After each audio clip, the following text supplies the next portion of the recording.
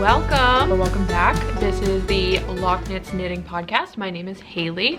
If you are returning, the last video I put out into the universe was the knit and chat video. There was so much good discussion there. It was just a really fun video to make, even though it was totally chaotic and all over the place, and my grandma called me halfway through it, but it was a blast. So thank you to everybody who left a comment or participated in any way.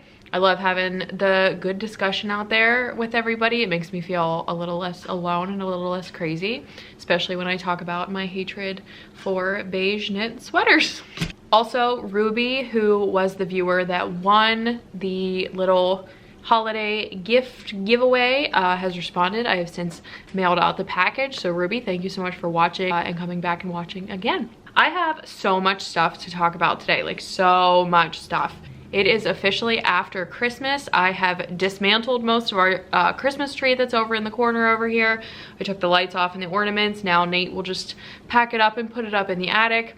It feels like a holy miracle. I personally hate Christmas. I cannot stand it. It's one of my least favorite holidays. I think it's a colossal waste of just time and energy and effort and everything. I love giving gifts. I'm also like a chronic gift giver all year round. I just don't like the mad dash of Christmas. I don't really like the consumerism of it. It freaks me out. It makes me unhappy. So I am back on my regularly scheduled programming, which is exciting. I had just a little bit of time alone in the house here, and I figured I would just film an episode. I don't think this is gonna be quick, just so you know. I have a lot of stuff in the pile over here. And then of course from there, I just sort of like branch out and get gabbing along the way. My hair is doing so much weird stuff. That's okay. I never introduced myself. My name is Haley. This is the Lochknits Knitting Podcast. I am a tattooer, crafter, coming to you from Wilkes-Barre, Pennsylvania in the United States. Almost the end of 2023. I do think this will be the last video I managed to upload and film and all that stuff before the end of the year. So I hope everybody enjoys their New Year's activities. Have some champagne on my behalf. I will be having champagne, just have more on my behalf. Today's smoothie selection is blueberry and banana. It's fantastic. All right, from the top, literally from the top. I'm not gonna take this off because I don't know what lies beneath, but finished object alert. I was thinking when I was looking at this as it was finished and it was drying, how excited I was that it turned out exactly like I was picturing it in my mind's eye. I feel like any knitter, crafter, anything can totally relate to this, but it's actually very few and far between that what I envision versus what I end up with at the end of the finished product is exactly the same. And this is it. This is exactly what I wanted. It's so pretty. It's so gorgeous. This is my new favorite kind of woolly wool sheep breed. Let me just tell you all about it. So the pattern is 2x2. This is a free pattern on Ravelry. It's like not rocket science personally, but I love having like a cast on this many stitches, decrease this way sort of pattern. But this is the 2x2 hat pattern, again free on Ravelry. It's so cute.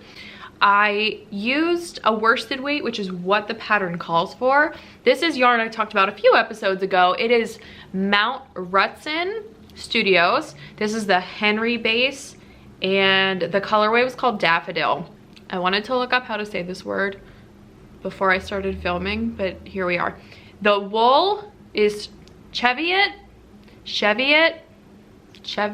I don't know. C-H-E-V-I-O-T. How do I say that? How do I pronounce that? One of those has to be right. That was the sheep breed that this yarn is from, and oh my god, let me see if I can get my head close to the camera so you can see the definition and the stitches and all that stuff. It's so nice. You can see, if my camera wants to focus, there we go. You can see these little like yellow blips of the concentrated dye that sort of appeared all around the hat. I love that. I love that so much. It's so fun. This like highlighter yellow is just, like I said in a few episodes ago when I was talking about this yarn, seriously, it's just one of my favorite colors. I'm very drawn to it. I think it is a nice pop of color and it is crazy, but it doesn't make me like look ridiculous, if that makes any sense. But I love the color, I love the yarn. The yarn was so fun to knit with. It definitely had like thicker and thinner parts, but it wasn't so much so that I would like consider this a thick and thin yarn. It was just interesting. I got this yarn at Rhinebeck this year, so very nice to knit something that I like just brought into my stash recently. This hat is one of those patterns that's very accommodating with like whatever kind of yarn you use, because the 2x2 rib is just like a total like stretch fest. You can do whatever you want. It would like fit any person on the planet. You can see from my finished object versus, let me just pull up like the pattern photo, I did take a little bit of liberties with like the height of it, and actually after wearing it, I think I've worn this like 3 days-ish. After wearing it for a few days, it still has even like shrunk up on itself a little bit. So it was taller than this before I like wore it a little bit, and definitely taller, like true height, than what the pattern recommends. So the pattern calls for 200 yards. I had 220 yards on this skein, and I probably used like a little less than that, like maybe 210, definitely not 220 because I had a little bit left over, but truly just a little bit. I knit almost this entire skein, and if you do want to knit this hat and have it be a little taller with like a, I would say like a more modern look, just use closer to 220 yards. The 200 that the pattern calls for was giving a look, as I was looking through the pattern photos, that just seemed like way more fitted, and I would say like utilitarian than necessarily like hashtag fashion. And I was going for the hashtag fashion part. I love how it turned out. It feels great. I love it. I think this is a fantastic pattern. This is definitely something that would be like a great gift knit because it is so incredibly stretchy. On the note of the stretch, so as I was looking through the pattern photos, in addition to the height adjustment that I wanted to make, one of the things that stood out to me too was that the pattern did look like a little bit oversized on some of these human beings, in that like the ribbing itself was not as stretched out as like I would prefer the look of, if that makes any sense. Like it just looked like there was a lot of stitches around for the gauge that it's knit at. So I thought I was so smart. Plot twist, this didn't work out. I thought I was so smart. The cast on number of stitches is 112. I was like, oh, I'll just do 108 and that'll just tighten it up a little bit. It'll just pull it in a little bit. Well, no, it completely messed up the decreases. The whole hat is fine, like it fits great. The decreases, when I got there and I tried to set up in the pattern, I don't know how to explain it, but the way that like the 2x2 decreasing at 4 points works. Don't decrease by 4 stitches. If you want to make it smaller, decrease it by 8 stitches. I can't even explain how or why, but needless to say, only taking off the 4 stitches completely shifted around where the decreases were supposed to be. So as I was placing my markers to start the decreases, the first one was fine. The third one was fine. The first one was fine. The second and fourth, I don't know. On either side of this, these two were fine. The decreases here on this side ended up being in between purl stitches instead of knit stitches. So I had to like move all of the decreases around. It actually was not easy to do. I like completely messed everything up, and the decreases are not even. I don't think it matters. I don't think like any reasonable person is gonna say your decreases aren't even on your hat. Nor do I care, but I'm just telling you to save you a little bit of heartache. If you need to add or subtract to make this pattern larger or smaller, do it in groups of 8. I promise you, you will thank yourself when you get to the decreases. So that's the hat. It's fantastic. I love it. I love this color.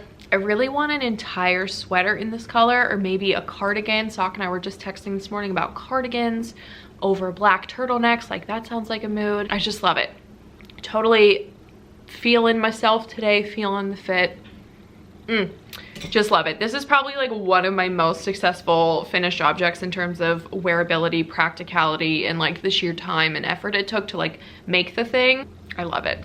So the sheep breed wool word that I don't know how to pronounce from Mount Rutson Studios. This is like I said, gonna be my new favorite blend of like woolly wool. I love a good like woolly wool product. I don't always love the way it feels like on my skin. I tend to wear a lot of stuff like next to skin, which I know like obviously is my own fault, whatever, but I hate like layering. I guess I don't know how to explain this without sounding like a total lunatic. Like it's a knit sweater, put a shirt under it. I don't know what it is. I just have a really hard time. I end up knitting stuff that can be worn next to skin because I just like don't really want to fight with it. And because I have a little bit of a sensitivity to woolly wool and like more prickly yarns, I tend to always gravitate towards like the super softy, super wash merino, really like smooth, like mercerized cotton, anything that's gonna give like that smooth finish. But it just, there's a lot of stuff that you can't make with that smooth, sweet, soft yarn, you know? I want like a toothy, woolly wool sweater, cardigan, all of that stuff. And this yarn, I've never ever worked with this like breed of sheep's yarn before. Oh my god, it's just nice. It has good stitch definition. Another thing I don't like about woolly wool is that sometimes it's so hairy and crazy that it just looks like a big felted like mess. Like, not a fan of that. I feel like the stitch definition here is fantastic. The look is great. Just all of the points are aligning. Like, it was a pleasure to work with. It does not itch. It gives like the woolly wool look and feel, just without all the heartache that I usually encounter with the woolly wool. However you pronounce that word, Cheviot, I don't know. Please someone help me. Please just put it in the comments phonetically. But that is what I'm wearing. That is my first finished object. I am very happy with it. I love him. He is great. He's cute. No one is gonna miss me when I cross the street. Here I am. Next finished object, I finished my socks. These are my ugly scrappy socks that I have a lot of feelings about. They're cute, you know, they're happy, they're goofy. I'm a big fan of ankle socks. I actually can show you right now. Let me pull off my slipper here. Wearing knit ankle socks right now. I just love them. They are a lot more practical of a knit than I thought they would be. Like, the first time I knitted a pair of ankle socks, which might even be the ones on my feet, I don't remember, I was like, how practical is it to have like wool socks that don't come up to your ankles? And the answer is actually very practical. They're good like boot socks, they don't fall down. They're good with like my Vans. I wear a lot of like crappy scuzzy Vans to work all the time. They're just great. These puppies are maybe my third or fourth pair. I don't know, I can't quite remember. I knew that it didn't take a lot of yarn to actually knit a full pair of like shorty socks for me. I wear a size like women's 7.5, and I tend to knit my socks in a way that is like, the gauge is obscenely tight because I do not like whenever socks loosen up over the course of the day. That just drives me nuts, even if I'm walking around at home, like not my favorite. So I tend to go tighter on the gauge than is like maybe immediately comfortable or pleasant when I put them on my feet, but in like 10 minutes they have a good fit that like it is maintained throughout the rest of the day. So all that to say, I was knitting these scrappy socks with boldness in my heart because I thought, oh my gosh, these are so small, it takes hardly any yarn at all to make a pair of shorties. Well, as you can see from all of the inconsistency in my color choices, it took a lot more yarn than I thought it did. Could I have weighed it? Yes, I absolutely could have. Did I weigh any of the yarn at any point? No, not at all. But here they are. They're just fine, you know? They're meant to be in my socks, in my shoes. I don't think you're ever gonna see more than like that much of them anyway. So they really were just like a scrappy stash busting endeavor, and it was fun, and it's nice to have a pair of extra ankle socks. I do, like I said, tend to wear them to work and stuff, and in the winter I just prefer to wear knit socks over store-bought anytime I can, so they don't all have to be bangers, you know. The first big chunk here, I knit with some self-striping yarn that I've had for a really long time. I got to the center of the foot and decided to do some 1x1 ribbing. This is my first color work on a sock. maybe my last. I just really, really did not enjoy it. I knit socks on Magic Loop, so there's like a lot of fiddling back and forth for one row, and I'm like, what does this all mean? Why am I doing this? This is awful. Just, yeah, not a fan. And then I switched back to finish off this skein, and then, pretend this isn't here.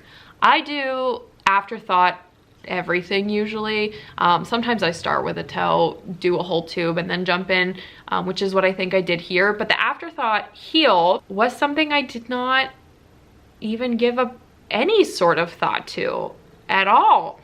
Because, so the whole time, I'm alternating these colors up here, and you can see it here as well. So pretend this isn't here. I'm going ba ba ba ba ba, and I'm knitting a tube. And by this point, by the time we're done with the ribbing, I started from the toe, worked this part, worked this. By the time I'm done with the ribbing, I'm like, I'm over this color work, but I don't have enough of either yarn to just finish each sock, you know? So I was like, I'll just alternate and do little stripes. And I will carry the yarn up the side of the sock. And my friends, I am here to tell you that at some point you're gonna have to cut into the sock where you've carried the yarn up, and you're gonna end up with a big long string of stretched out yarn when the heel makes its appearance. So let me show you what I'm talking about. And maybe some of you are like, you are such a moron, like why wouldn't that be the case? And you'd be right, you would be right. But here I am with my cautionary tale. Here is the string. Oh my God, this is like way worse than I remember. So this string right here, this blue string that you're seeing is literally, someone's backing up right now, is literally the only thing connecting this blue to this blue in my sock. I don't like love that. I am glad, however, that I was able to navigate around it in that I got the heel on both socks without accidentally cutting it or dismantling it, whatever. And I'm even more glad that I learned this lesson on a pair of shorty ankle socks instead of trying to do some color work business. Sorry, I can't get this sock back on here. Color work business on like a full-size pair of socks and then be like, oh, it might also fall apart the first time you wear them. So lesson learned, you know, like lesson learned.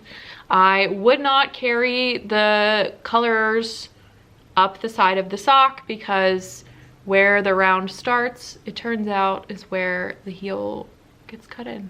So I love these socks. They're very nice. I actually have had them hanging on the sock blockers back at my little cubby back there for, since I finished them. So it's been like at least 2 or 3 weeks, and all I've wanted to do is put these on my feet. So I'm excited to have shared them with you. I am liberated now. I can wear them around.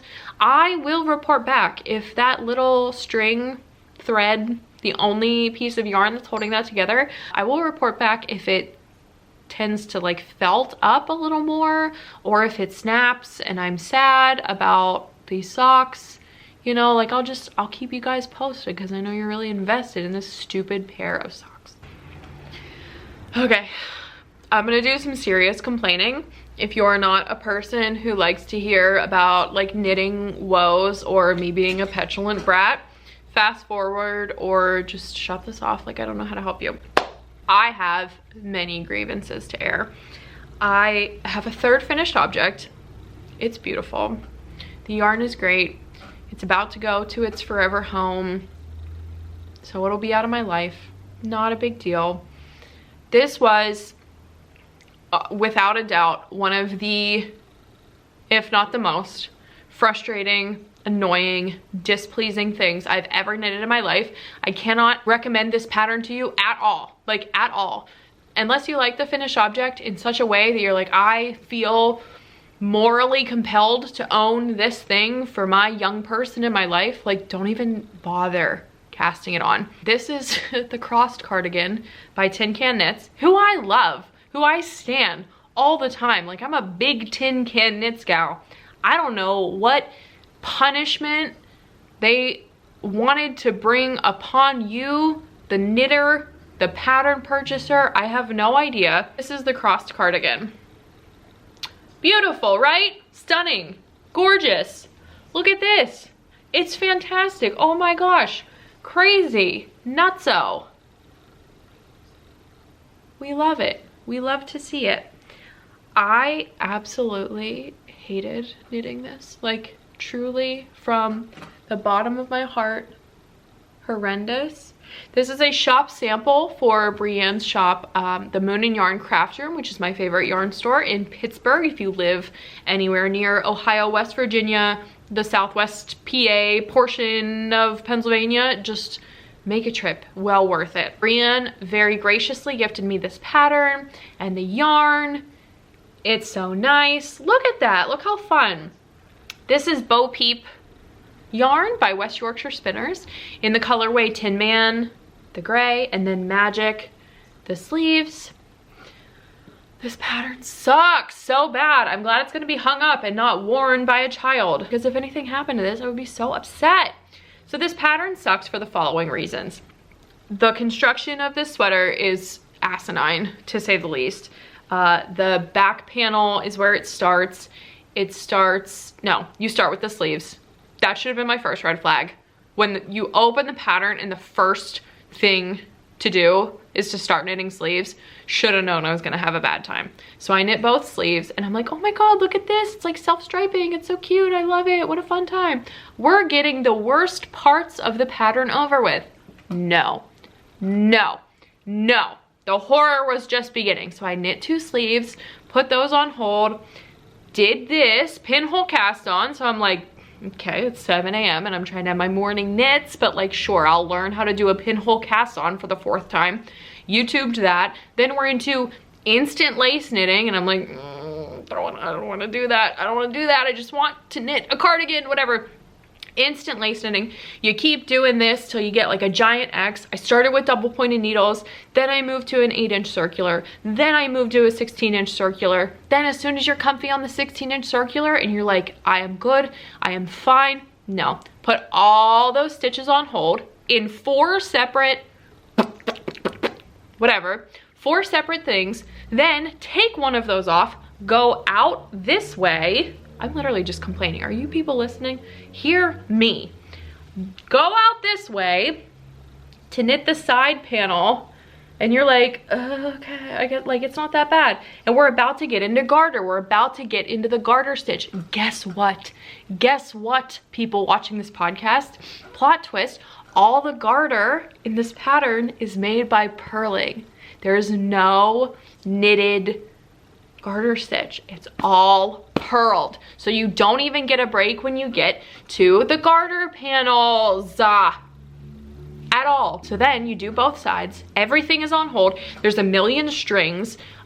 Because everything's on hold, it's all coming from its own ball of yarn. So thank God Bree sent me like 4 skeins of yarn because they all had to be attached to their own skein. So that's all floating around. Your project bag is a disaster.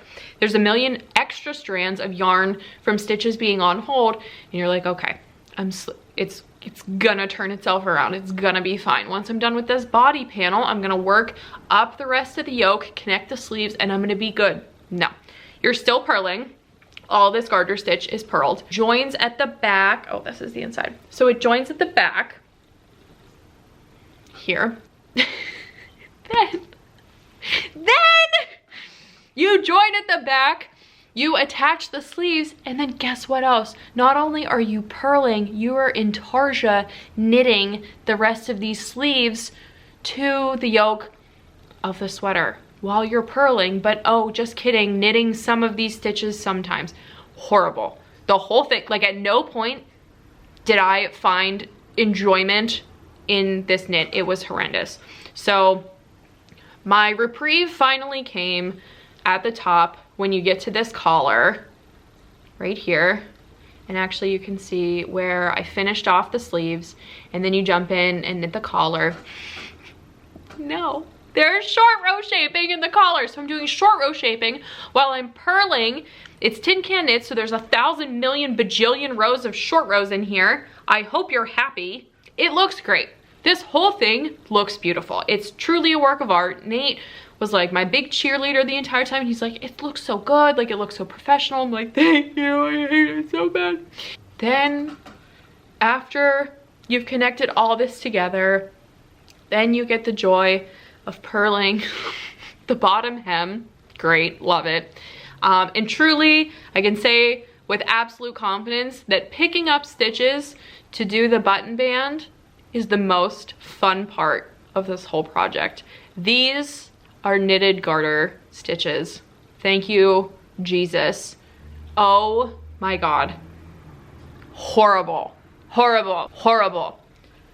So this is the finished object. This is the crossed cardigan. It's not fun.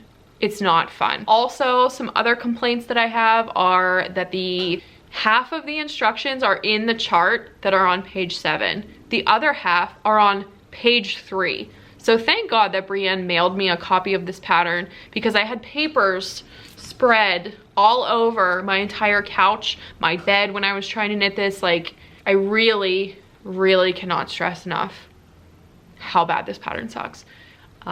It's not worth it. It's not worth the time. I feel like there had to have been a better way to do this. And the only thing that makes me think, you know, Haley, maybe you're wrong, which is not something I think very often, is that, like, it is Tin Can Knits that wrote this. They aren't typically sadists, but honestly, this pattern has me wondering. It's beautiful. It's stunning. I love it. I made the size 2 to 4 years, which I think is the 4th out of 8 size, so not too small, not too big. I'm glad that this is done, and I'm glad that it's gonna like live on a shelf or on a hanger or like on display or something,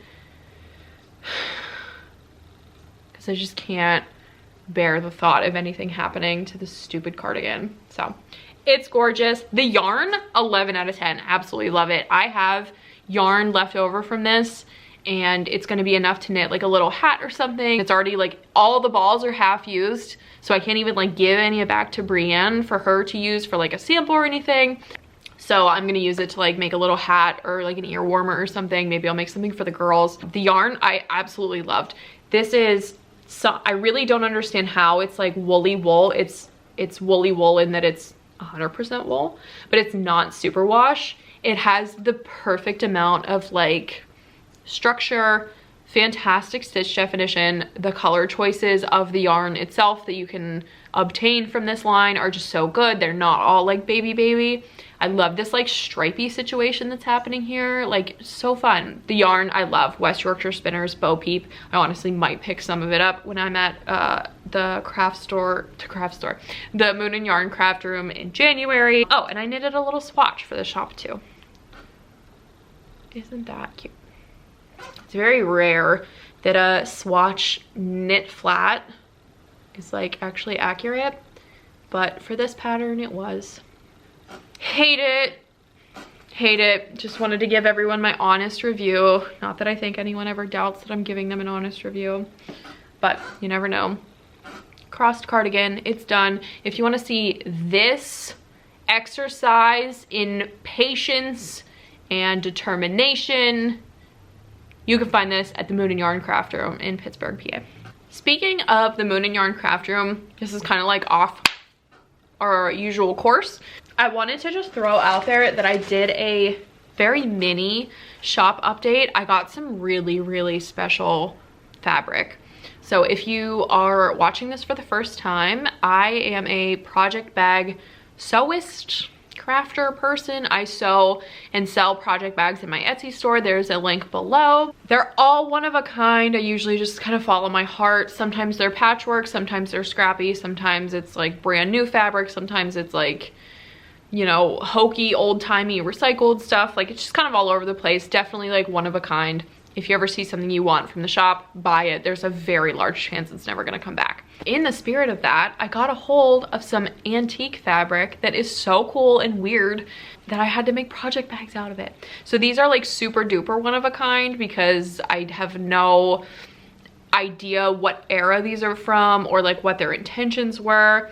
But I just wanted to show these off because these are for sale in my Etsy store right now, but they will be coming with me to the Moon and Yarn craft room. So if you want to buy these and you're not coming to the pop-up on Saturday, January 6th, go to my Etsy store in the link below and you're gonna wanna buy them because they're coming with me, and if they sell, they'll come out of my Etsy store. But I just love them. This fabric is so wild and wacky. This and the base fabric are like new, modern, current fabrics that I obtained. The stuff on the outside is the antique fabric. I keep saying antique because it looks old and it's like definitely got funky retro vibes, but I don't know how old it is or like when it's from or whatever. So retro is probably the more appropriate word. I love this one. It reminds me of like embroidery, cross stitch, pixel art, if you will. Just so fun and funky. What did I put in here? What's inside? Oh, got some brown little stars in there. But yeah, I just love these. They feel extra special, like I said, because it is 100% like question mark fabric. But I actually got a lot of this from an estate sale that a relative of mine gifted to me. There's a little notions pouch. This is sort of a patchworky thing with the leftovers from some of the bigger bags that I sewed. I just love it.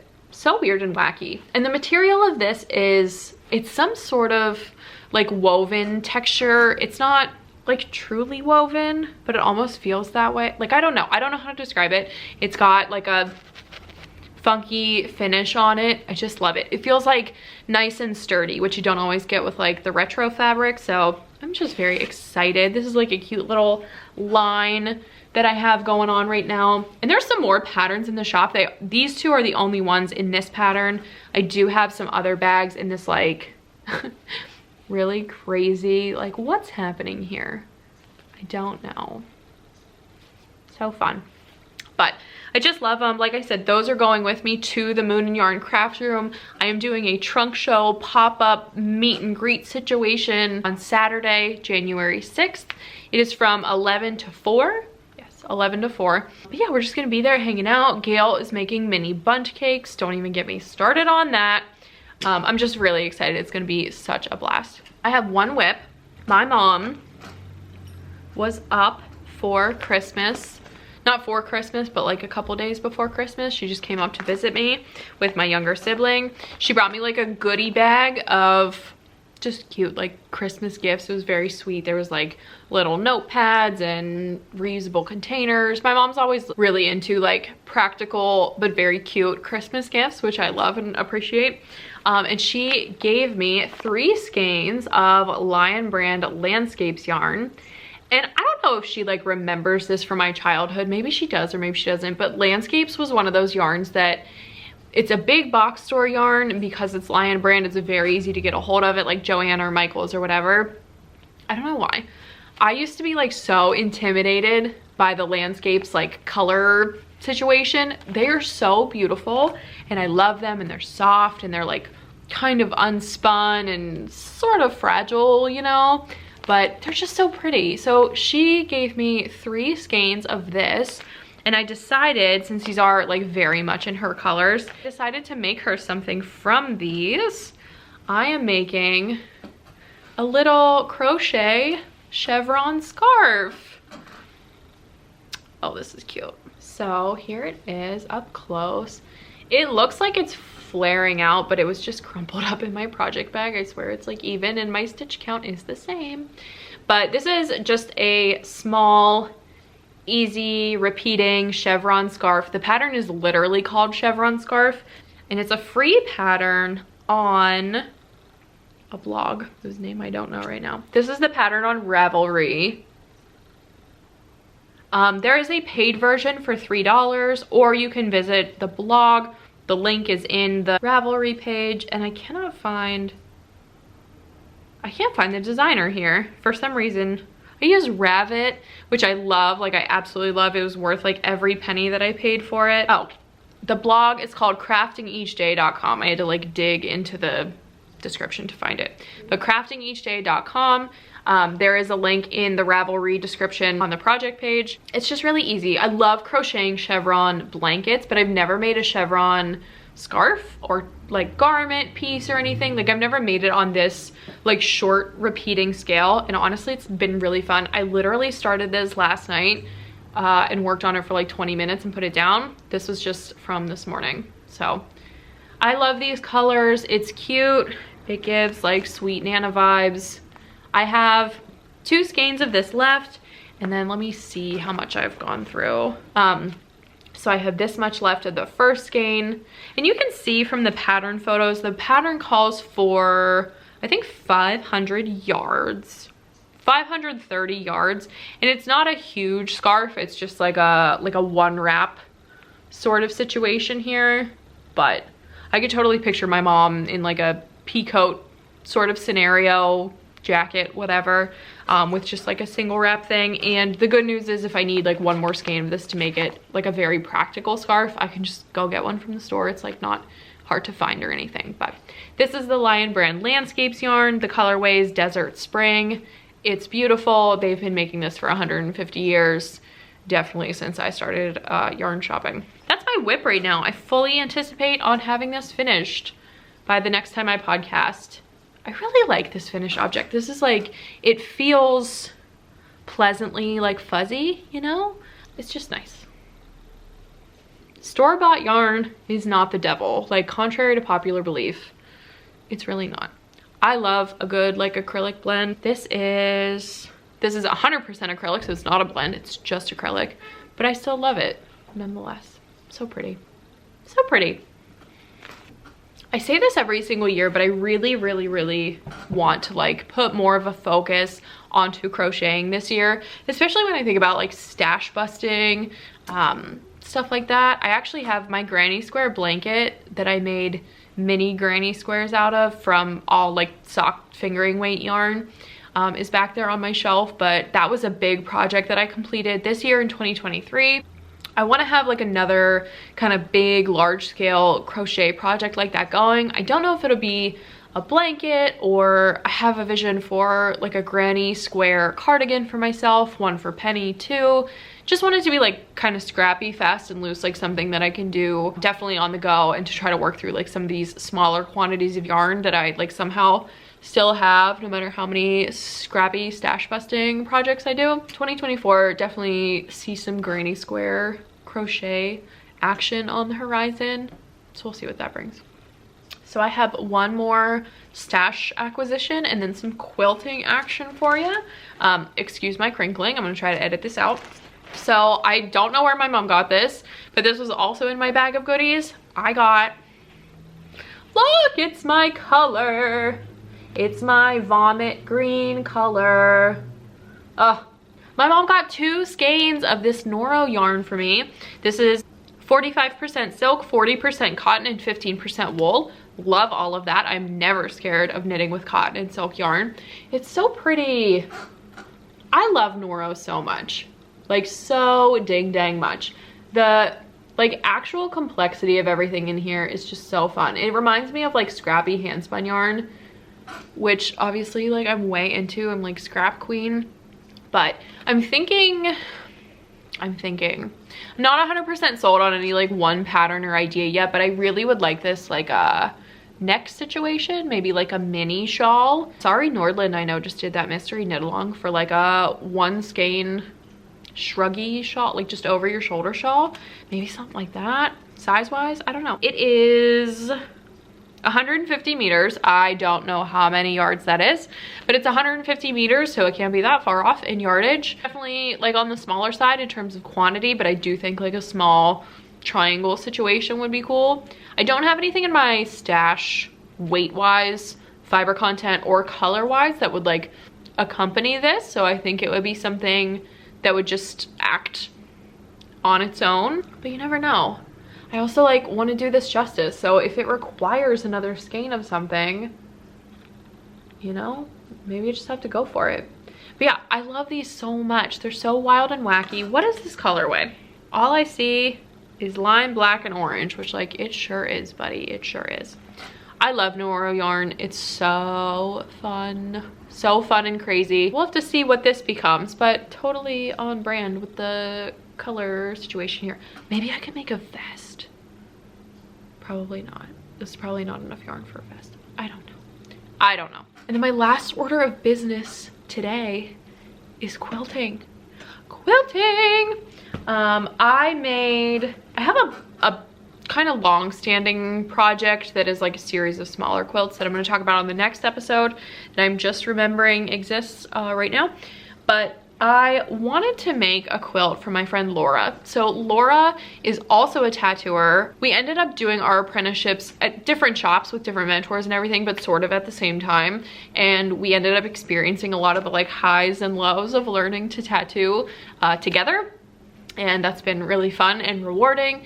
And she's been my convention buddy. She came with me to the Altoona convention that we worked last year. And now she's got the convention like Bloodthirst that I have. We're into traveling together. She's a great travel companion. And we have very similar styles. If you like the types of tattoos that I do, you should go give Laura a follow. She is Laura B Tattoo on Instagram.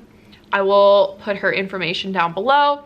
But she is just a very dear friend of mine, and she's been on my list for a while to make like a little quilt for. So I wanted to make her a throw quilt, and I went through my stash and I thought, oh my goodness, this fabric is perfect for her.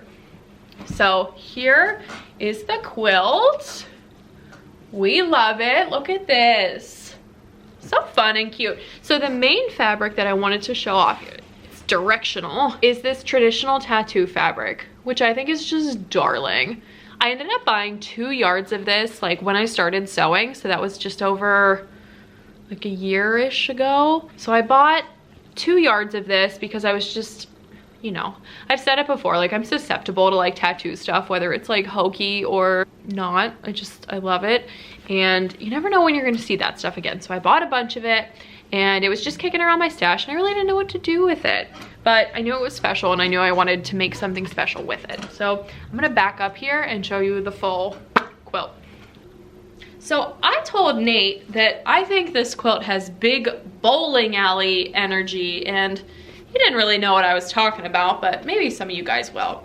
There is some orange, some red, some brown, a lot of black, and you can see that there is hot dog, strawberry, star, orange. I think I'm blocking my own light here, but it's just really cute. This is some fabric I designed. This is available on my Spoon Flower. There's a link below if you want to get a hold of that.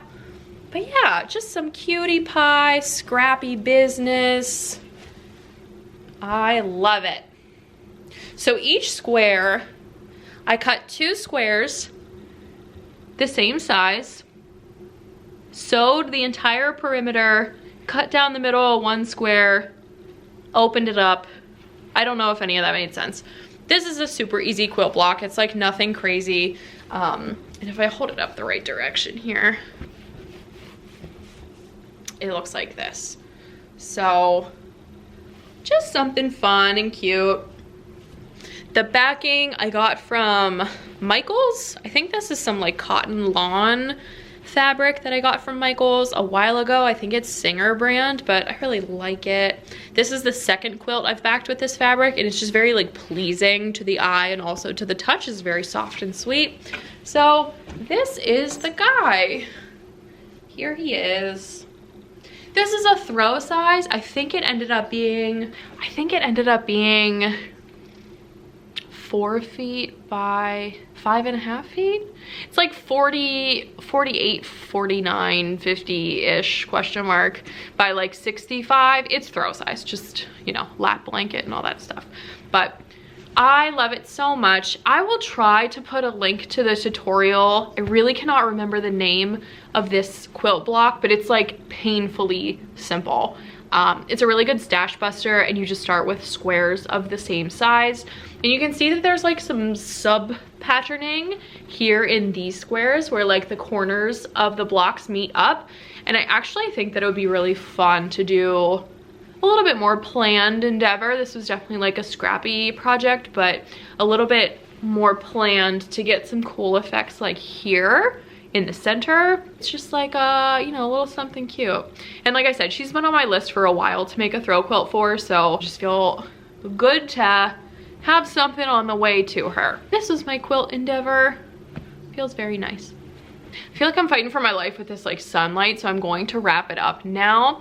But again, just a reminder that if you are in the Pittsburgh area, Saturday, oh my god, how many times can I mess this up? Saturday, January 6th from 11 to 4, I will be with Brianna at the Moon and Yarn Craft Room. We're gonna be slinging project bags. She obviously has an entire yarn shop of stuff for sale. I have some special stuff that's not in my Etsy shop yet, and I'll also be bringing things from my Etsy shop so that you can see, touch, feel them in person as well if you want to. And I also have a new cut of project bag, a new shape of project bag, which is really exciting, so don't want to miss that. But I think that's it. I hope everyone has a fantastic New Year's. Thank you for sticking around. Hope you have fun, and I will see you on the next one. Bye!